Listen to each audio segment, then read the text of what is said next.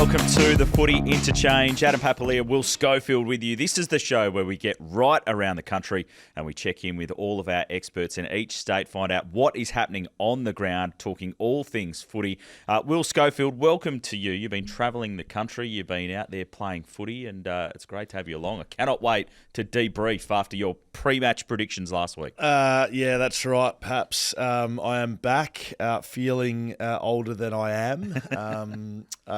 Had a few checks this morning. Had our AFLPA health checks. So it's a new initiative this year with the AFLPA. All past players are welcome to get a full body scan, skin check, blood checkup, heart checkup. It was awesome.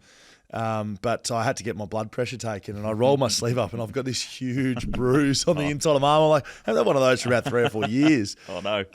But, mate, yeah, good to be back. Just a great experience. I've spoken a little bit about it on the show last night on BackChat, a little bit on the show, Footy Cast as well. But, yeah, what sort of we're able to do there with Carlton Draft to, put it all together and the team at TGI who helped pull it together with the club and the sponsors, and it was a ripping day for Hillend, which is Hillend Grove Rovers, but just overall just an awesome day. Yeah.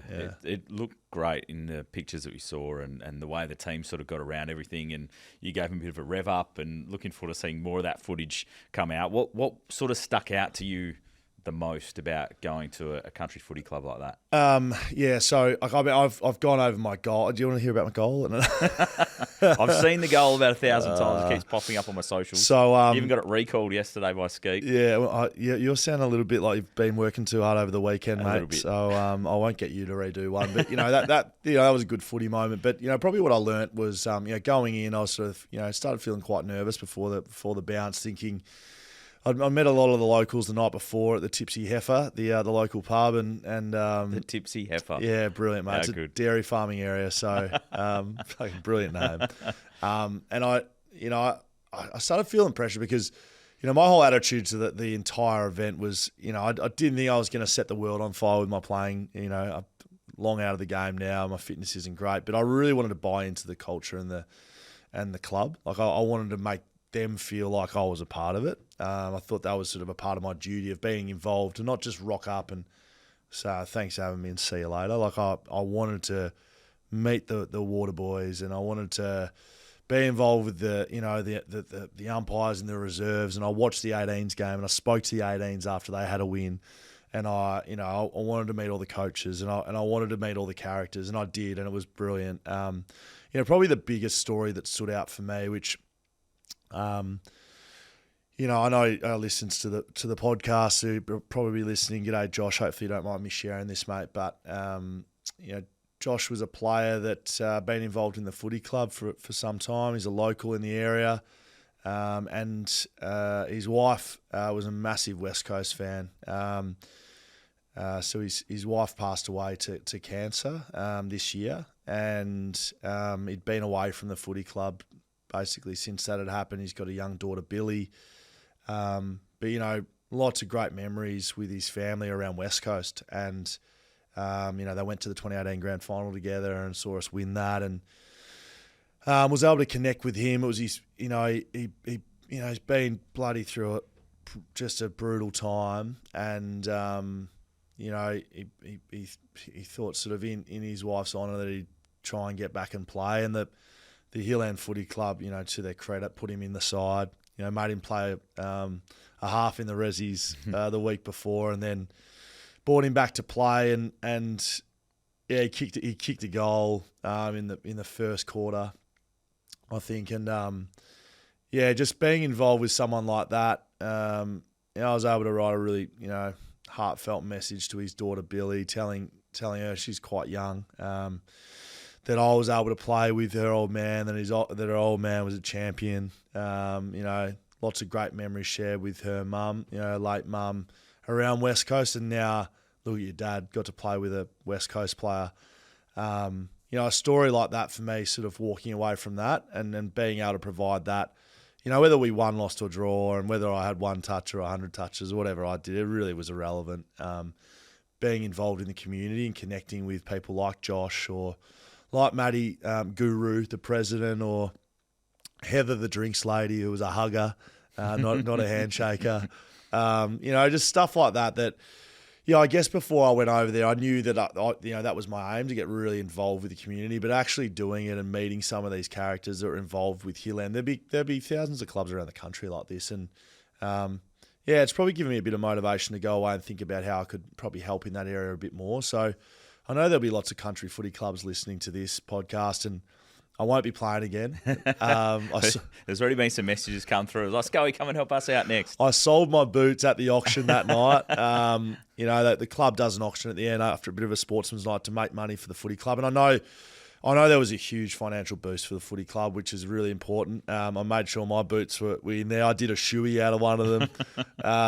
They made up West Coast, half Hillland, half West Coast jumpers that I was able to sign. And it was just awesome, mate. Like, you don't really get to be involved at that level at AFL, like not even close. Yeah. And it's unfortunate that, that AFL clubs they're not real footy clubs. And, they bring you lots of joy and great support, and great people are involved at AFL level, but they're no volunteer. There's a couple of volunteers, but they're not many. It's people's jobs. Yeah. Whereas these country footy clubs, this is their life. Like, they are, if this footy club, they hadn't won a game in 3 years, to win a game and to see, like, the rooms, there would have been bloody 500 people in the rooms afterwards. To see that sort of impact on a footy club, 2 or 3 hours of effort, made it pretty easy for me to buy into it. I think sometimes when AFL players go back in situations like that, and it's not having a go at anyone, but if you don't buy into it, it's very easy to sort of tick a box and say, "Yeah, thanks for having us, guys," and not really buy in. I really tried to do that, and Josh is just one story. There's lots there, which I just love being a part of. Yeah, really well so, mate. And that's what makes footy clubs, isn't it? The people, particularly at that level. I know we talk about the AFL exclusively on this podcast, but that is great insight into the people that are around a club like that make footy tick, and that's where it all starts, right? That's where people come through. You've got to come through your local footy club to get to that upper echelon. As an AFL player, like my local club, Newtown and Chilwell Footy Club, old man's been, like, he's a life member there, and I was involved there. But you kind of forget. I'll just be honest. Like,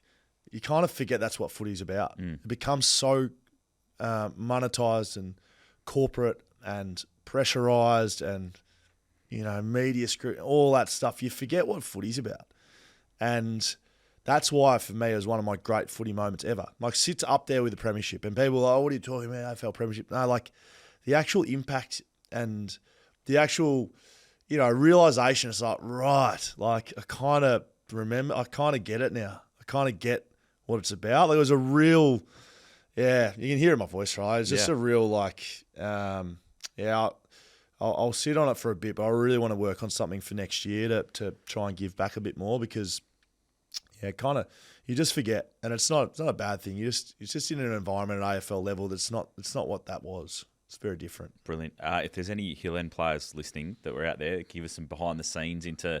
So we've heard Schoey's point of view on it. And so if there's any Hill End people out there that can just flick it through to me, don't send it to Schoey, and we'll get into it. I'll give you one.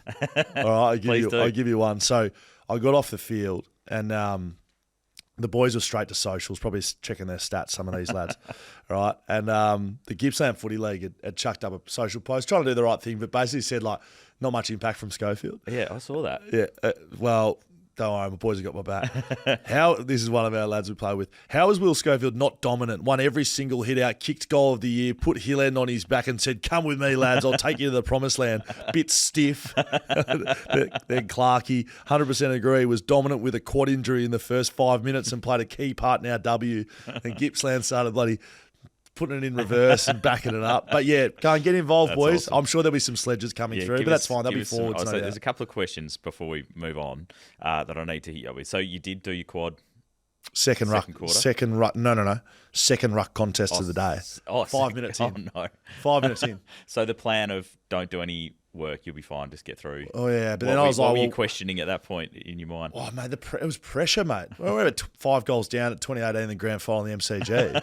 I'm like, I'm going to let 2,000 people down around bloody... So I just thought, you know what?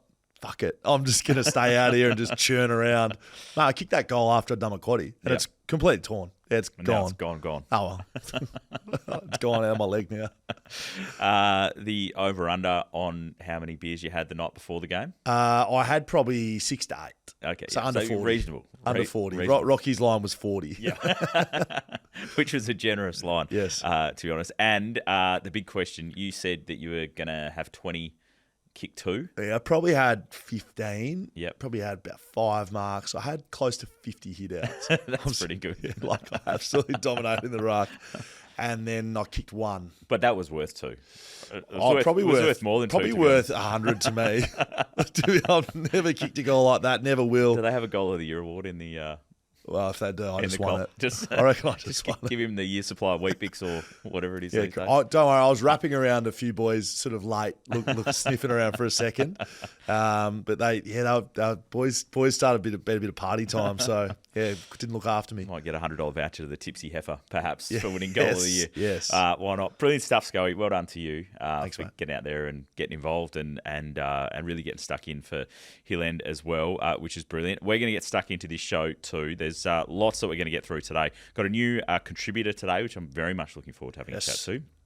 Out of South Australia while Sim is on holidays. As Schoey mentioned, my voice is cooked after doing 4 games on the weekend. I'll carry the show. You've been carrying me for 4 or 5 years. So we're getting through. I'll get you through one show. We're getting through. It'll be okay. We'll warm it up a little bit. But let's not waste any time. This is the Footy Interchange. Let's get stuck into it.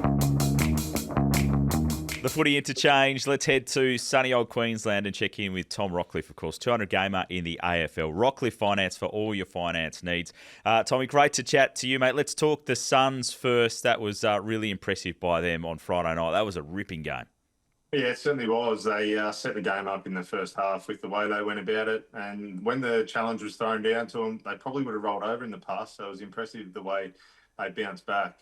Collingwood and Josh Dacos, I mean, that last quarter was something else out of this world. But it reminds me of a prime Tom Rockliff, actually, believe it or not. But they threw everything at them in the last quarter and they found a way to rise and get the job done. And Matty Rao back to his absolute best when he would have polled another 3 votes. I reckon that's back-to-back 3 voters on his home deck. So he was super impressive. 32 disposals, clearances, contested footy, tackles. He really stood up and was super impressive along with the other skipper, Noah Anderson as well. So they got the job done against the ladder leaders, and they've almost, I think, from that pretty much secured finals. You look at their draw ahead, they've got a few tough games on the horizon. No tougher this week. I think they go down to Adelaide, take on the Crows, which is no easy task, as we've found out. And then they've got the Lions waiting for them after that. So a tough little block for them, but they've got some winnable games against Essendon and the like on the way home. Talking about Prime Rockliff, you see my goal, mate, on the weekend? Yes, it actually, I really enjoyed that, Schoey. I mean, you've still got it, which is the most important thing. Yep. You've proved to everyone out there that you've still got it. You don't have to do it again. You've pulled the boots on. You've shown the world, I'm still the big dog in town. So that's the most important thing. I'm sure you can't walk still, but that doesn't matter. Well, I stayed to your advice, stayed under the 40 beers before the game. So I did that. And yeah, big dog is the key word there. I felt like I was a fair bit bigger than most of the boys out there. Big dog. And then I hope you had the 40 after the game. And speaking of big dogs, the Gold Coast Suns in that front half of their ground as well is Big Benny King. I mean, he's a prime target down there, Schoey. It's probably more a question I can pose to you. You're a key defender. Key forwards that stand still or move, which one would you prefer to play on? Stand them still, mate, just like me, statue. Stand him still. I mean, this is what Ben King's got to get into his game to take his game to another level. He plays back shoulder. He stands still. He doesn't do the work off the footy. And the great forwards, great centre-half forwards, full forwards of yesteryear and today are the ones that do the work and they run their opponent in the ground. And I don't think King does that yet. I think he plays from the back shoulder. He kicked a couple of goals against Collingwood. Darcy Moore, I thought, had the better of him in those one-on-one contest plays in front. So for King to elevate his game and for the Gold Coast Suns to take that next step and push for the premiership, I think they play finals this year. I don't think they can win it. He needs to be the prime mover in that front half. He needs to go back and watch tapes of Jonathan Brown, Matthew Pavlich, Nick Riewoldt, do his work off the footy, run his opponent into the ground because he loves taking the chest mark. The only way you take chest marks in this game is if you tire your opponent out. and he's got to go away in the off season and do that for mine. I agree with you, mate. One of the big, probably the biggest wing Gold Coast has ever had, and they had leaders that stood up late as well. That Noah Anderson goal was big time leadership. What about across the road at Brisbane? Zach Bailey, this feels like bloody a week ago, but this was Thursday, that report. So are they going to challenge this? Is he going to get off? I don't see a way he gets off, unfortunately, with the way the tribunal is. I mean, they need to throw that out in the bin, the AFL. I don't know whether you caught another podcast I do with a gambling agency, but the AFL, they have to be the most out-of-touch organisation in the world for mine with their supporters. This can't be a suspension. He hits him flush in the chest, accidental head contact. The player doesn't go off for HIA. There's no repercussions from that, and where he's going to miss a game. It was a clean hit that was right there on the boundary line. So he's really important, and we didn't see the best of Zach Bailey last year. We're starting to see the best now. We've seen him have 20 plus and 5 goals.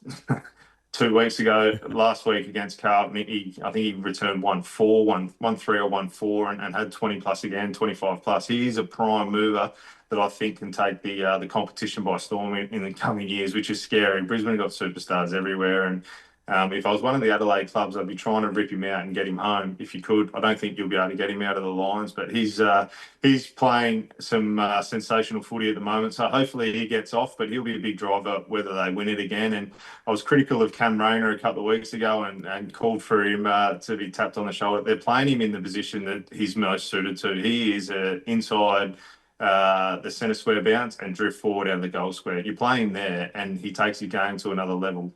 Don't worry about this half forward role for him. Get him out of the goal square. Get him the Dustin Martin that we've seen starting the centre square bounce. He's as powerful as anyone. No one can tackle him. Comes out the front. Good foot skills. Put him in the goal square. He's a near impossible matchup. He can fly high. He's quick at ground level. He's clean. He's played some really, really good footy over the last couple of weeks, and I think it's been that change in roles. Instead of playing across the half-forward line, out of the goal square and in the centre square bounce, near unstoppable. Yeah, he's shown such good intent at the footy as well, Cam Rayner. Primetime footy again for the Brisbane Lions, as you'd expect, being the reigning premier. But this is a pretty big game up against the Bulldogs, who need to win after being a little bit disappointing last week. And which Western Bulldogs turn up, don't it? I mean, their best is as good as anyone.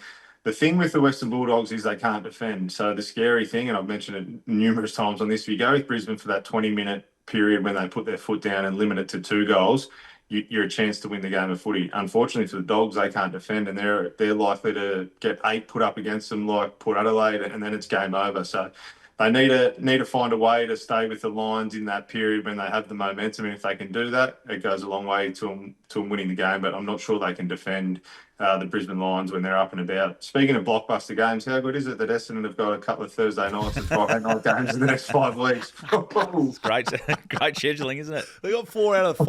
I think they got 4 out of the next 5 weeks. 4 out of the next 5. I mean, we've got a floating fixture to have the blockbusters on Thursday and Friday night, and someone at AFL House went, "Yep, Essendon Thursday night, Friday night." That's quite intelligent from AFL House. He's off the long run today. I like it a lot. I like it. Very fired up, ready to go. This is why we love having him on the show. Tom, just go and have a nice cool drink of water, and we'll fire you up again next week. Thanks, mate. Cheers. Thanks, mate. Tom Rockliff there with all the latest out of Queensland and a couple of drive-bys on the way through. Oh, that's good. Strong opinions, and I agree with him across every facet. I think Carlton's getting a lick of some of those as well. Yeah. So, it's scheduling, mate. Like, I want a bit on this. West Coast copping the Sunday Arvo game out of Adelaide, home at 4 a.m. Yeah. Surely you can put a Melbourne side into that slot. I agree with Tom across every facet of what we just spoke about. Nice to see the midfield bull up there in Queensland just getting nice and stuck in and fired up right here on the Footy Interchange. The Footy Interchange, let's head across to Victoria as we check in with our man on the ground there, Drew Jones, of course, from Goat Fantasy, as well as Fox Footy. And Drew, great to chat to you, mate. For those that are watching along on YouTube, you're going to get a bit of an insight into the glamorous lifestyle of an on-the-road TV reporter alongside the incredible Hscape, who's just driving beautifully. Is that Mill Hanna driving? On the way back from Geelong. Drew Jones, welcome. You like a bit of karaoke, a bit of car karaoke for the boys? The new segment. It's not Mill Hannah, it's actually Nigel Smart. Did you once? No. Okay, sorry, it's a story for another time. Okay. One of the great men, Hscape. He's the man behind the camera most of the time, making you look good, Drew. That is hard to do. So you're down in Geelong on the way back. I'm not sure if you crossed the West Gate or not yet. God's country. You got some trade breaking news, I assume. That's sort of where you operate? Yeah, so just down in the Geelong area, which of course, Schoey, you know so well, just been in contact with the Newtown and Chilwell Football Club. They've got strong interest in recruiting our man, Will, back over east to take up permanent residency and lead their football club to glory after the snap from the boundary went viral. What say you, Will? Well, funnily enough, like the Geelong Football Club, major backers of that footy club is Cotton On. Very good family friends with the Austins who run that. Funnily enough, Nigel's old man and my old man were best mates growing up. So a bit of a Cotton On connection there as well, Drew. Hey, like everyone that comes to Geelong, I'm buyable, mate. So you want to put a contract in front of me, I can make it happen. Okay. So for the right price. Yeah. I see today some big names have been announced in the EJ Witten's Legends game. Do you think that you've put yourself in contention to be one of the star players on the All-Stars or even the Victorians team, given what happened on the weekend? Well, I mean, no contact's been made from anyone in that department. I mean, they're lost by the looks of things. I'm not sure what anyone else has produced in the Carlton draft that has been, but I haven't seen any footage like I produced out of anybody. I mean, Gary Ablett, maybe. Gabriel Jr., that was a pretty good goal he kicked. But, yeah, I guess that's their choice, not mine. We're hitting rogue areas now. Schoey's just compared himself to Gary Ablett. No. I said it was a pretty good goal. My goal was better than his. Way better. I love it. You will, if he is to sign, though, someone's going to have to find Schoey some boots because he's auctioned his off thinking that was his last game ever. So watch this space. Can we talk some actual footy as well, please, Drew? What's going on at St Kilda? Yes. Okay, so Josiah Wangley-Miller, as we know, just abhorrent the treatment that he received over the weekend, along with Jace Burgoyne. It looks like someone has had the siren in their multi and then has got on Instagram and decided to racially vilify him, which, of course, we just absolutely hate. So I just wanted to give kudos to the St Kilda Footy Club, who put their CEO, Carl Delina, up yesterday to address the matter, not just via a statement. We often see just the email get sent out. We all say, you know, we're feeling for Nas right now. We'll support him in every way we can. They didn't just do that. They actually got on the front foot and spoke about it publicly, which just pushes it higher up the news bulletin and into the news cycle. And I think that's important when we're addressing an issue like this. And I also think it's a smart PR move from St Kilda to support their player so vehemently, because they're also trying to show him that, you know, you're our man, you're our guy, we want to re-sign, we want you to stay at the football club, we've got your back. So I think St Kilda played that really well because they call out a really big issue and they also support the guy they're trying to re-sign. I mean, what a pity if that's a PR play, to be honest, Drew. You'd love to see every AFL club in the country do that for every one of their players, not just because they're out of contract. I don't have to look much further than what happens over here in the West to a fairly significant, high-profile West Coast Eagle. But we move on. Essendon injuries. Nick Martin, a West Australian. They are just in all sorts, aren't they?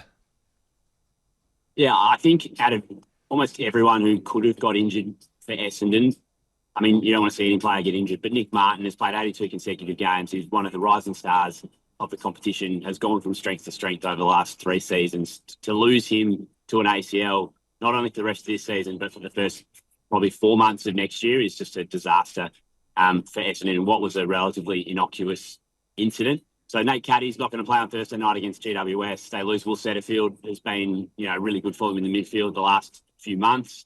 So they're really down to the bare bones. It just has been a horror year for the Bombers. Let's hope they can just get through unscathed Thursday night going forward. Unfortunately, they're not that well positioned right now to be playing in primetime footy, but that's just the way that the fixture has worked out.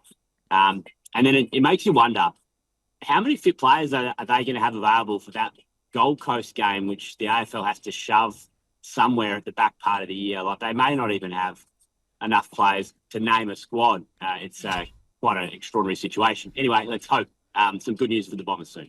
Yeah, hopefully. They could be looking for top-up players, Schoey. That is... the late season draft. The late season draft. Yeah. I mean, that's just going to...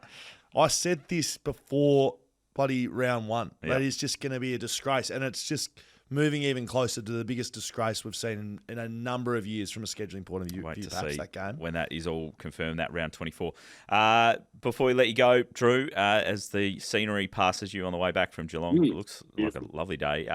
Goat Fantasy, where it's getting to crunch time.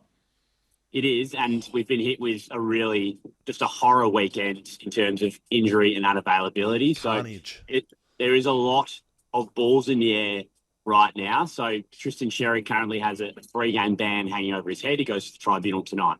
If we lose Tristan Xerri, who is highly owned, I think you've got to find a way to get to Brodie Grundy if you don't already have him, because Brodie Grundy will be playing against North Melbourne this week without a recognised ruckman. And then if you've got Nick Martin, which a lot of people do, you've got to find a way to get down. I'm saying, and you can do this trade, you go Martin down to Isaac Rankin, who's got a revenge game against Gold Coast and is in good form for the Crows. And then you go Xerri up to Brodie Grundy. You can make that work. That means you may still have Connor Rozee. He is a test, but I've been told that he won't be playing this week in Tasmania against the Hawks. So he's a hold for 1 week while he recovers from that fractured hand. And if you've got Jason Horne-Francis as well, who's likely out for the season with a knee injury, if you've got 4 bullets, I wish you all the best, and just do your best to find delete team, because your season is over. Don't forget about Dan Curtin. He's flying around. He's going very well. Nice at about 750. Going very well. Brilliant stuff, Drew. Hscape, thank you for driving so well as well. We'll say goodbye to both of you, and we'll catch you next week. Cheers, boys. Drew Jones there with the latest news out of Victoria and all the Goat Fantasy news as well. More of the Footy Interchange as we roll our way around the country.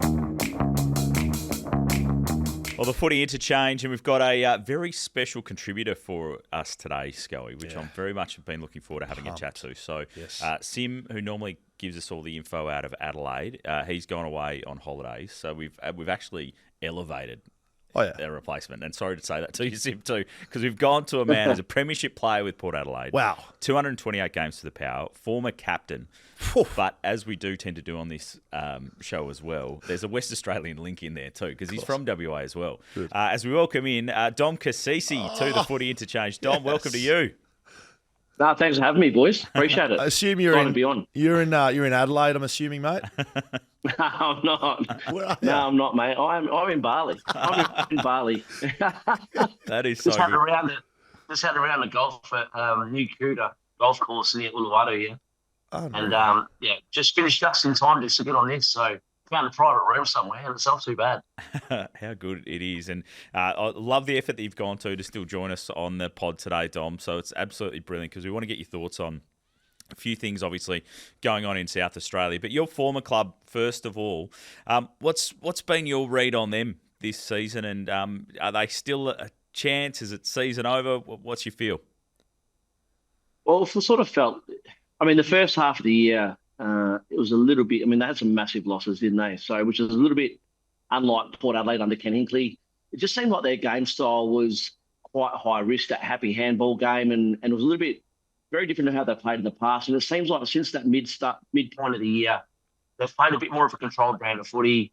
They've gone fast when they've had to, but they haven't been handing the ball over as easy to Oppo. And the last 6 weeks have been, bar one game, have been pretty solid. But where they sit right now with the amount of injuries at a season ending for key players, it just sort of makes it really hard for them to make any traction, I think, towards even being close to finals now.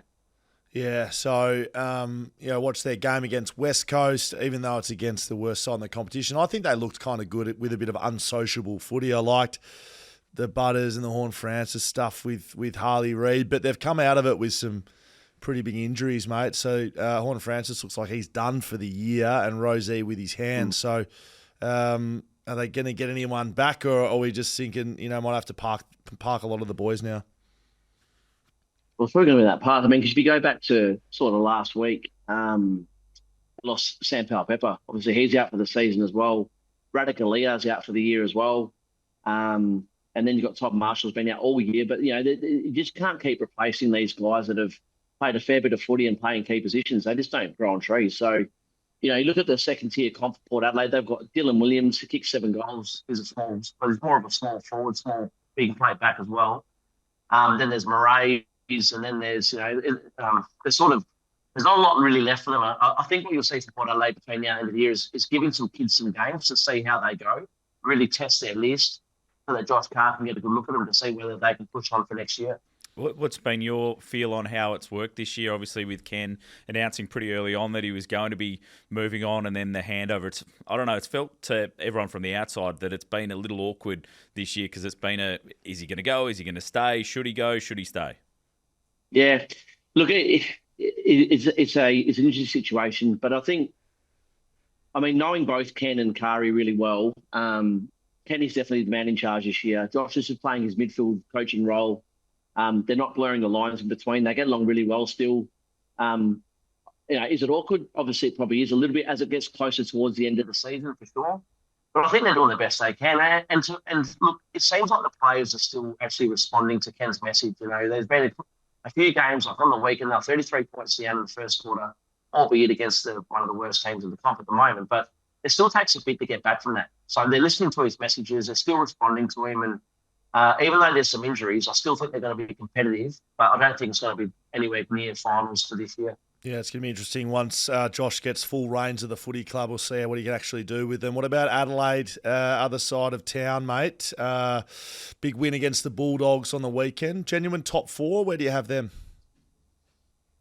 They are doing so much right as a team. They're very good defensively. I think for me, the jury is still a little bit out on locking them in for top 4. I'm not convinced just yet. They've got some decent games ahead of them. They've got Gold Coast this week, then a showdown. I think it's the Hawks. I still feel like they still lack a bit of class coming out of their back line, which they might get exposed with that in big games against good teams. And I think we've seen that a few times this year, that they can turn the ball over across their back line. So there's a bit of work for them to be done now, I think. So is that where someone like a Wayne Miller could come in and play a good role? Yeah, I think he is the absolute trump card for the Adelaide Crows leading into finals. I think for them to go deep into finals and mix it with the best, I think if Miller is in his best form that he's been in, then they are a different team because his run and carry out of the back line, his skill level. I think the Crows prior to last week, I think they were like 18th for disposal efficiency for the last month prior. So, there's an area they need to tidy up. So Miller in there is a different look for them coming out of the back line. And I really rate him. When he plays well, the Crows are a much better team moving the ball to their back line. It's going to be an interesting back end of the year for both sides with their own stories. I think you're going to be back in Adelaide next week unless you've got a few more rounds to play in Bali, mate. Are you playing again I'll be today? Back, mate. Yeah, you playing again today? You're playing again tomorrow? We need to get back on the course.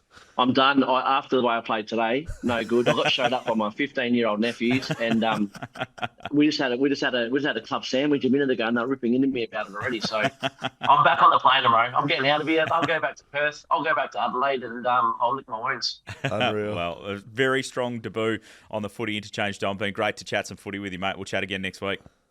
Thanks, boys. Cheers. Brilliant stuff there. Dom Cissi there. Very strong debut from him. How good's that? How good? No worries. Put Adelaide captain, premiership play, and you get straight in. Sim's it's pretty stiff from Sim. It is. Sim's been given as great word. Let's get a premiership captain. Premiership player. One of the greats of the football club to come on. No worries. It's the old adage. Don't take holidays in footy season. Yeah, correct. Might lose your job. Yeah. Sim, I hope you're enjoying the trip over there. We'll chat to Dom again next week. This is the Footy Interchange. The Footy Interchange, let's get into our injury update with the best in the business. Steve Gravina, of course, former AFL physio, front-runner physiotherapy in Osborne Park, where Will Schofield, I'm pretty sure, has booked in this week after playing his game of country footy. Steve and Schoey, I'll just leave the forum to you guys to... Yeah, we'll start with... So, start it here. I've done a quad. I did a quad in the first 5 minutes of the game. Are you impressed that I was able to get through an entire game of footy and kick one of the great goals that country footy has ever seen with a torn quad, left quad? I'm not a betting man, mate, but if I had to have a punt, I would have tipped you getting injured early in that game. We did talk about your pre-game prep. I can't imagine it would have been high performance, to say the least. But, all hats off to you, mate. If you're able to plough through a game with a soft tissue injury and kick one of the great goals, I'll give you that. 100% game time, boys. I'm serious. I was that scared about coming off, sitting down, and not being able to get back up. I just stayed out going. the ground. How many sessions? Did you call for the bike at quarter time, mate? No bike available. They brought the pickle juice out halfway through the third. I was like, boys, I don't know if this is going to give me the fitness I need. Brilliant. How many sessions does Schoey need to come down for just to get himself right with that torn quad? We might need a daily check-in for a little while, mate, particularly if you're thinking about going again at any point soon. Well, let's talk about the real athletes, mate, because I've sold my boots and I'll never be playing again. So, unfortunately, you've lost a client in me, mate, because I just don't need to get out in the park. Dan Butler, he's dislocated his elbow, looked nasty. Talk us through that. Yeah, they're really nasty. Elbows take a pretty high force to create that level of trauma. Usually there's a fracture involved, but not always. I don't think anything's come out publicly yet. But once that joint dislocates, it's a really tricky one to get back in, unfortunately. So he would have been in some discomfort when the doc would have attempted to put that back in. He might have had to go to hospital to get it done.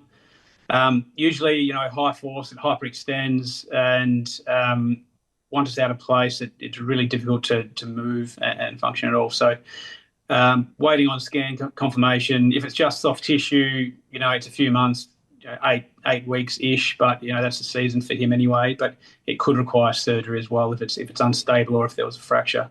Yeah, really nasty one. There was another one too on the weekend which I wanted to get your thoughts on, which was Jordan Butts and a collapsed lung, which you don't see too often, but it was sort of the way it appeared that it happened in the game where Sam Darcy sort of just put a hand into him trying to get that separation, which you see 1,000 times during a game, but it's obviously just maybe hit in the wrong spot. Like, how does this injury occur?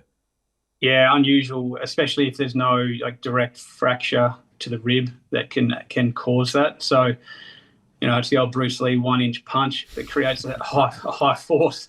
And I'm assuming that was the incident that it occurred in. I don't know if there's been any other footage that's come out of any other high trauma events, but a front-on collision like that can cause trauma to the lung. The ribs are there to protect your vital organs, and the lung being one of them. But enough force can cause a compression to that lung cavity, and it can cause a puncture there. So I think he had to stay put and not fly for a few days just for safety precaution reasons. But hopefully it's a quick turnaround, but just need to monitor that and make sure it settles down. So Noah Anderson, Noah Answorth at the Lions has done his Achilles. It feels like there's been a few of these this year. Have you got any thoughts on why that is? Is it workload? Is it overall game load? Is it luck? What are your thoughts?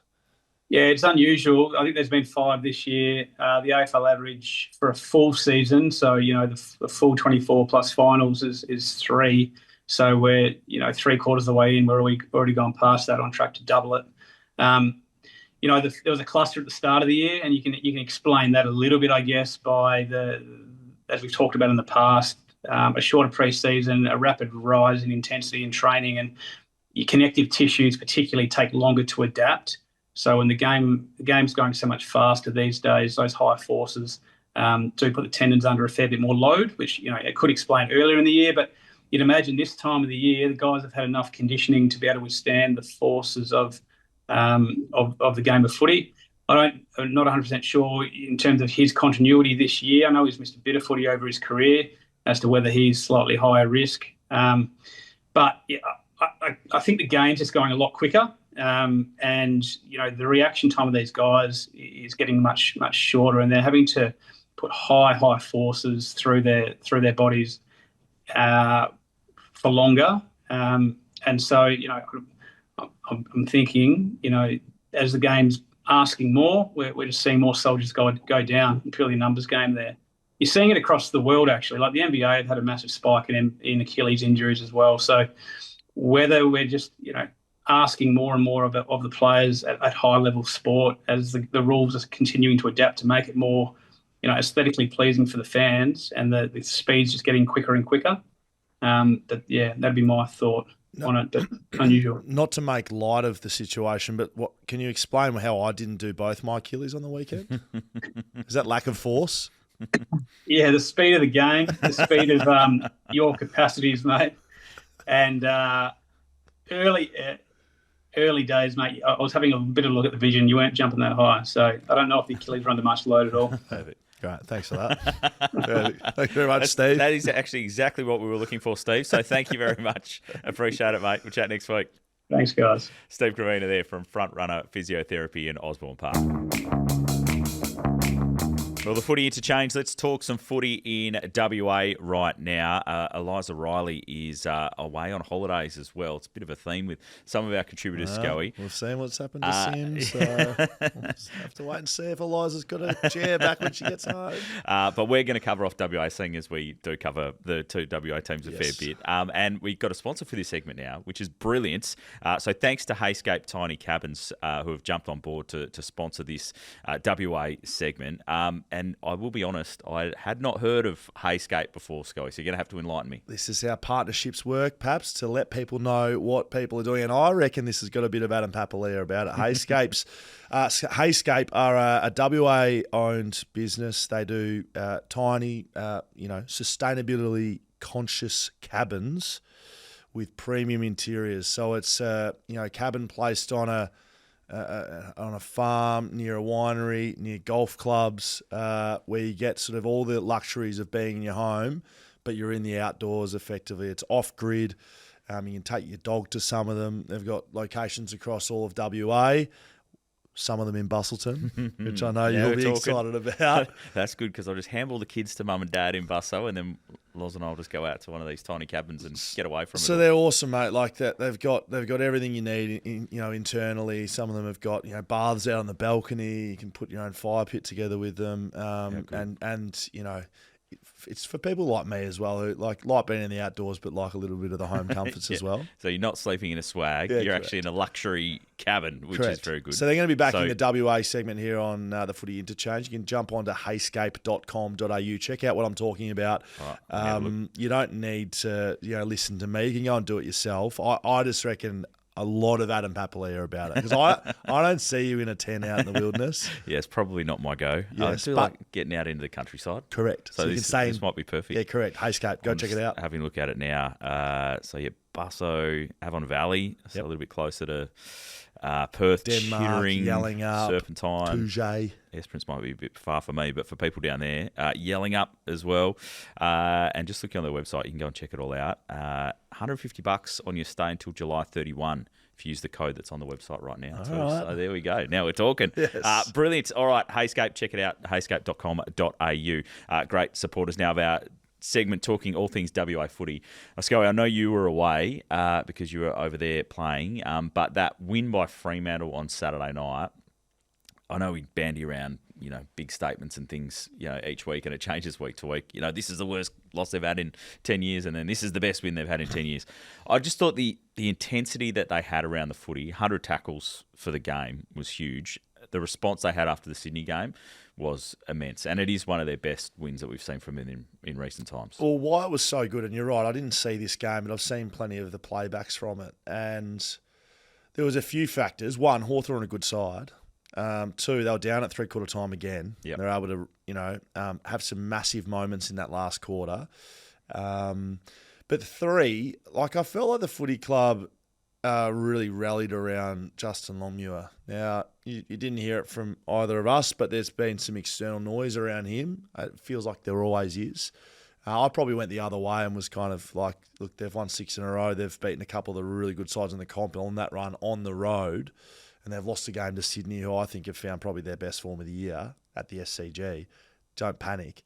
To go and do that and play with the intensity they did, playing for your coach is, something that would probably be thrown around, but they really did it. Like, they had to stand up and show that, with a bit of pressure externally, yes, but internally you rock up, and geez, they did that. Most tackles they've had all year. Yep. averaging 60. I think they had on 106.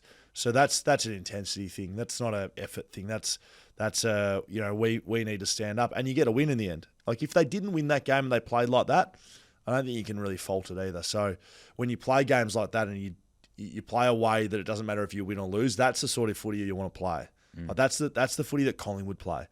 When they play and they rock up and they're able to win most of them because they're so good. But if they don't, like the Gold Coast game with Collingwood, they're like, look, yeah, we didn't rock up for the first half, but we played with that intensity and structure, and we know we can. Well, we're going to beat most sides. That's what you want to play, and that's what Freo did. I think maybe you underestimated a little bit the impact that Michael Walters' farewell had too on the night. Like it certainly seemed invested in playing well for him, and it was great scenes after the game to see him chaired off the way that he was, and at half time getting the lap of honour. But are we going to be on this roller coaster with Fremantle all year in terms of the criticism that's going to come if they drop a game? So they're going to play Collingwood this week at the MCG.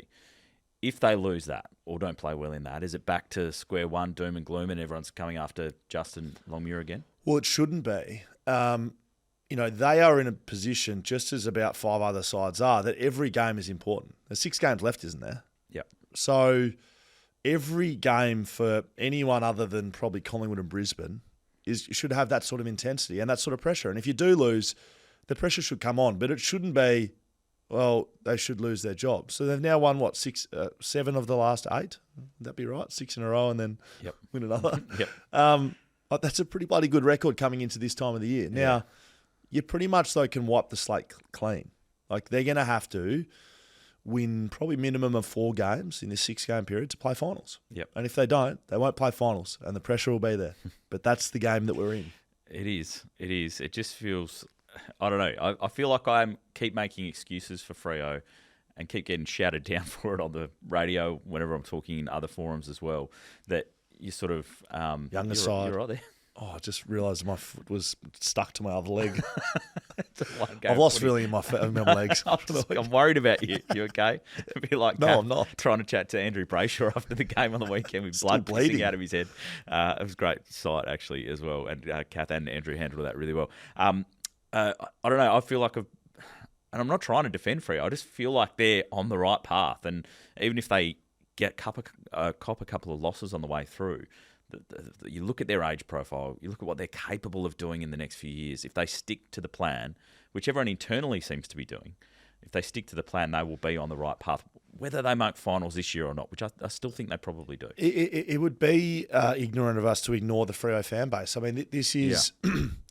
Unfortunately, whether you like it or not, this has been a bit of a pattern for Freo, and so it's ingrained a bit in the fan base to have a pretty healthy scepticism of what's going on because they haven't had the success that everyone wants. But I agree with you clearly that I think they are on the right path. I think they've got the list there. I think they've got the coach there. I back what they're doing in, and at times I've probably wavered on that, both of those things, but I just think if you assess it right now, hey, can I just ask, given we're doing can I just ask from a behind the scenes here? I got a lot of coverage. The Andrew Brayshaw interview and Kath interview. Can you just give us a bit of behind the scenes? Because you're sort of running point as the play-by-play caller there. Yep. Internally as the broadcast, as that role, how does that happen, as you're watching? Because you're watching, you're not interviewing, you see Kath doing it. Yep. I sort of tried to explain it as a boundary rider. She wouldn't have really seen the other side of him, which was like pouring blood out. But what about you? Are you copying any producers in the ears going, oh, geez, No, not too much. What were you thinking? I thought it was a great look in a lot of ways. Like, he's just been out there into battle. That's the type of player he is. He gets cut up every week. Yeah. But then it started to bleed a little more than I thought it probably should. And Kath did a great job because she kept saying, are you okay? Like, do you need to go and see a doctor here? I haven't seen the interview. I just seen pictures. I know you had a chat to Andrew. Last night. Yeah. I think he was kind of probably enjoying it a little bit more. Like, it was okay. It's like, oh yeah, there's a bit of blood coming out. Like, it looks worse than it probably is. But it was a big cut. Yeah. Yeah. No, I think it was like 10 staples in the head. That's a big cut. And then I saw him talking to some kids at a school clinic on Freo socials as well. He's talking, I got 10 staples. You know how you get a piece of paper and they staple it? Yeah, they did 10 of those in my head and I didn't even cry. It's a good, as long as all's well and ends well. Like, yeah. I think it's probably one of those. It's a good story. And it's obviously gone everywhere, and it's on social media, and people have turned it into purple blood and all that type of thing as well, which I think is really good. But he was okay. We checked on his welfare beforehand. Yes. He said he was good to go. Yes. And if he wasn't, we clearly wouldn't have chatted to him, and we wouldn't have stopped. We would have stopped it. We've gone long here, West Coast. Yes. Look, the big talking point about this, and I've had my say a fair bit, but I'll keep it slim. I think the criticism of Harley Reid, I've said it multiple times. I think around the free kicks and the combative behaviour, which is how I describe it, I think it's a good thing. I really do. The more I speak about it, I'll probably double and triple and quadruple down on it. You do not learn things unless you stuff things up in life, let alone football. So these people, he's got to change his ways. He's not learning. He's not doing what he's meant to be doing. You don't get Harley Reid and the ceiling that he has unless, and don't compare it to Pritter or Juddy or Dacos or anyone, just Harley Reid. Him as a person has got how he's got where he's meant to be, which is right here, by doing all those things. Now, what's changing is there's better players around him now, and he's getting taught some lessons. Jason Horne-Francis taught him a lesson. But you don't get to be taught lessons and learn things unless you're kind of not getting it right. You don't get to walk in and be perfect. Nick Dacos is learning lessons. Like, everyone is learning lessons, and these are the ones Harley's learning. And if it's not up to your standard of, he needs to learn this quickly, well, I think you need to have a look at yourself, because that's not how education works. Hurry up and learn. You don't get to do that, unfortunately. Well, he does need to learn not to throw his leg out at people as they're going past. He get done for that? He got another fine. So $10,000. because it was his fourth offence, I think it was. Oy. So that's something he does need to take out of his game. But I thought the theatre around the two number one picks going at each other was just brilliant. Agreed. And bring on more of it. I think, just let him go at it. Let him play. And Horne-Francis probably had the last laugh because he goes and kicks a couple of goals on him and goes really well. But it was good to see Harley going at him too. That's footy. That's footy. It's great theatre. I enjoyed it. West Coast, a big chance for a win this week. Richmond. Well, you'd hope so. Saturday night. But, you'd think so. They're not gonna. They're almost guaranteed the wooden spoon. It's though. the Tigers coming off a win. Well, it's a free swing for them now. Yeah. In terms of not potentially giving up that number one Yeah, pick, which I know the clubs don't think about, and there's been talk about a lottery this week. And I still think that most weeks West Coast have improved this year. Yeah. Like on the week before. Yeah. And you're seeing good improvement across individuals. So I'm pretty positive still on West Coast. Yeah, and I'm not saying that they haven't tried to win games at all. They're clearly giving everything they can. But from the point of view that it's not going to cost them, they can absolutely just go out. If they win this week, then it's all positives, right? I agree. That is thanks to Heyscape Tiny Cabins. Go and check them out. WA wrap-up of everything happening here in the West. Well, thanks for your company on the Footy Interchange. Been a busy show again, as always, Schoey. The question edition of the podcast, the People's Pod, the Footy Interchange Exchange, will drop a little bit later on. But as always, we call for people to get involved and also to support the podcast here. That's right. You can chuck your questions in the YouTube comments, of course, on social media. Follow Paps or me on Twitter or X. But also, if you really want them answered and you want ad-free content, you want discounts to our sponsors, discount to merch. Hello, BackChat. If you're watching, you saw what I just did there. I've got a nice new T-shirt on. It's not an eagle. It's just a bird with BackChat. That's right, Paps. Just in yellow and blue. You can get discounts to that as well if you're a patron, and you can get your questions answered. It could be yellow, could be blue, could be gold, could be aqua. Who knows? If you want to do that and get involved, you can do that by signing up as a patron on BackChat. backchatpodcast.com.au, sign up and contribute to the show. So, looking forward to answering all the questions. Some great ones coming through this week. And a big thank you to our new partners, Heyscape. Appreciate you getting on board as an audience. Love you to support them as well. We know you do a great job of that across our network. So heyscape.com.au to go and find a nice little stay somewhere around Western Australia. A couple of things we want to plug as well. Obviously, we'll be working on footy on 6PR on a Friday night. So we always enjoy people tuning in, turning the telly down, turning radio right up. Which will be brilliant. We'll be working for Fox, I'm sure, on Saturday night. Which I haven't checked the roster yet, but I'm pretty sure you're on. Yeah, I'm not doing play-by-play, I can tell you that. You might need to, because my voice is really struggling today. That'd be poor. But just as importantly, next Wednesday at the Leadable Hotel, wide world of sports, cross BackChat, cross shoulder footy cast, cross the Footy Interchange. Everyone's there. It's going to be brilliant. We've got a live Derby preview show live at the Leadable Hotel next Wednesday. You can grab your tickets in the link in bio in the YouTube description. You can grab it if you're following us on Instagram. That's in our description there as well. Tickets are $20. You can grab a beer, have fun, bring some mates down. It's a really good night. We've done a few of these. Liam Duggan will be there, the captain of West Coast. Lee Spur, Hamish Brayshaw will be there. Mark Reddings, myself, Adam Papalia will be there doing the world-famous quiz, I believe. Yep. I don't know how much more I can give you. It's going to be a ripping night, to be honest. Good. And if you want to do the double, Tuesday night at the Wembley Hotel, the Derby quiz night is going to be there. So that's more of your traditional quiz night rather than your panel show. That's at the Wembley, which yes. will be on the, so Leedy Wednesday, Wembley Tuesday night, which you can get along. We've got some really good prizes to give away to that one. Why don't we just go full footy trip and go? Just go Tuesday. See you at the Lead. I'll see you at the Hippie Club Thursday, Friday. Let's lock in somewhere at the Claremont Hotel. Saturday, let's go full footy trip. So sorry, yeah, no, I'm hijacking. let's do it. Absolutely, yes. Get Paps. Big week. Paps unleashed. You won't find me at the Hippie Club. I can guarantee you that right now. So Tuesday quiz night, Wembley. Tuesday quiz night. Check out my socials if you want to see that. But yeah, or Schoey's. We'll retweet all of that. But yeah, we've got some great prizes for that one.